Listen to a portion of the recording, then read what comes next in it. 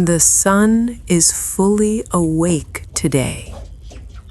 There is nothing mysterious about this morning. No shadows hiding shapes. No hesitation in the light. Everything is visible from the beginning. The birds move outward, not together, not in formation, just drifting, as if the day has widened and they are filling the space. The yard opens, and they follow what is open. A few remain near the coop, walking back and forth in front of the camera. Their movement looks aimless, but aimlessness is often just a direction too small for us to notice.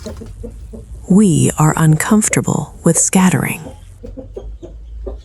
We prefer structure, a plan, a clear objective. When we see separation, we assume disorder.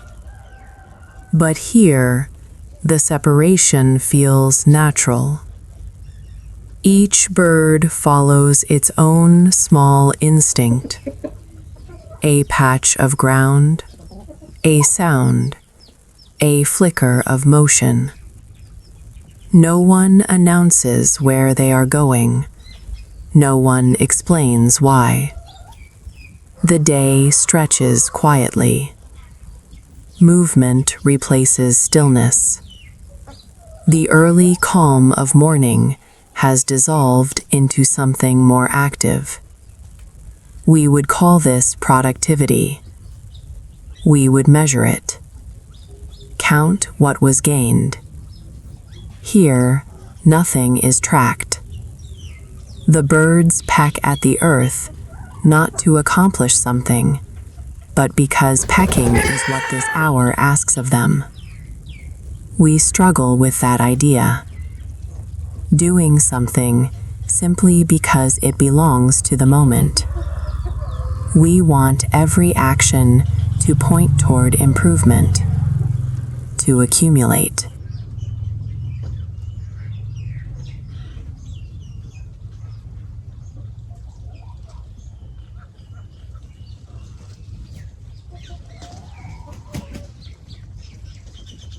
To build toward a better version of later. But the birds do not build toward later. They participate in now. The yard grows emptier near the coop. Only a few remain in view. One crosses the frame, then another. Their presence feels almost accidental, as if the camera is no longer the center of anything. This is how most of life feels once the day is underway. We scatter into tasks, into conversations, into responsibilities that pull us outward. The place we started from becomes background. We tell ourselves this is progress, forward motion, expansion. But expansion has a quiet cost. Attention divides. Energy spreads thin. What began as calm becomes momentum. And momentum can feel like purpose. The birds do not appear burdened by this movement.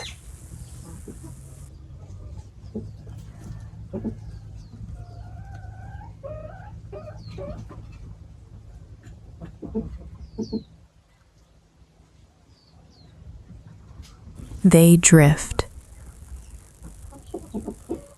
adjust. No urgency clings to them. Yet something subtle is happening. The yard is no longer one shared space. It has become many small territories of focus. Each bird occupies a temporary world. A few square feet of dirt. A corner of sunlight. A patch of shade. We do the same. We shrink the vastness of life into manageable sections.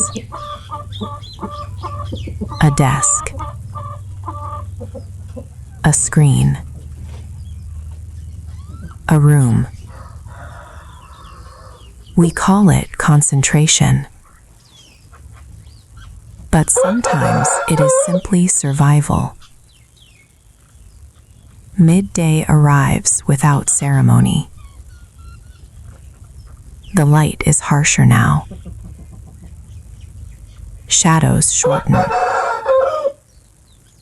Movement becomes more practical. There is less wandering. More repetition. The birds have settled into a rhythm.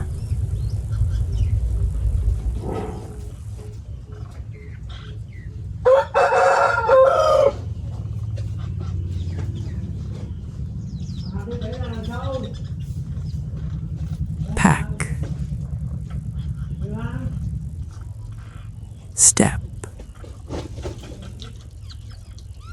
Pause.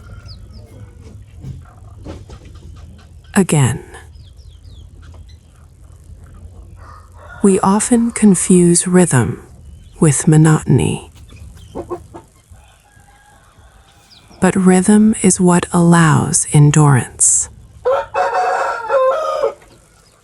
Without it, everything would feel chaotic.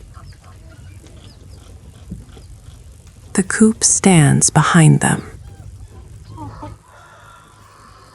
Not abandoned,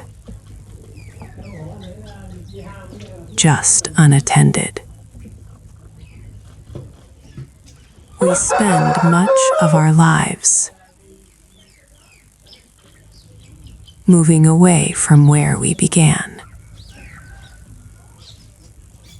Not because we dislike it, but because distance feels necessary. Growth is often described as leaving. Leaving comfort. Leaving familiarity. Leaving the smaller version of ourselves. But no one talks about returning. Return is rarely celebrated. It looks like retreat, like giving up expansion. The yard hums with quiet activity. Nothing dramatic. Just continuous small effort. And then, near the end of the day, something shifts. A sound. A signal. The unmistakable arrival of food. It happens quickly. Heads lift. Attention snaps inward. The scattered territories dissolve. What was separate becomes one direction. They return, not hesitantly, not thoughtfully. Instinct gathers them. The yard empties. The space near the coop fills again. Movement accelerates. Bodies cluster.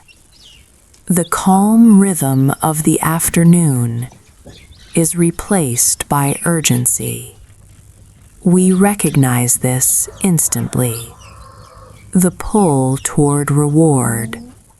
The magnet of provision. How quickly independence collapses when something essential appears. We tell ourselves we are different, that our returns are strategic, that we choose when to gather, but we also respond to signals.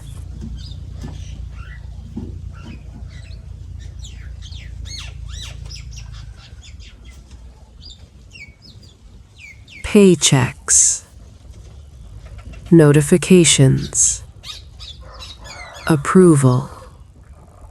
We scatter in search of meaning, and we gather in search of sustenance. The birds do not feel conflicted about this. They do not debate whether returning makes them less free. Hunger clarifies everything. They come back because something calls them back. And the call is enough. Watching this, a quiet question surfaces. How much of our independence is simply distance from need? How much of our wandering is made possible because we know we can return? The coop is no longer empty. It pulses with movement again. The same place that seemed unimportant at noon now feels central. We often dismiss the spaces we depend on until we need them. Home, stability, community. We drift outward to prove something, and we return when something inside us requires grounding.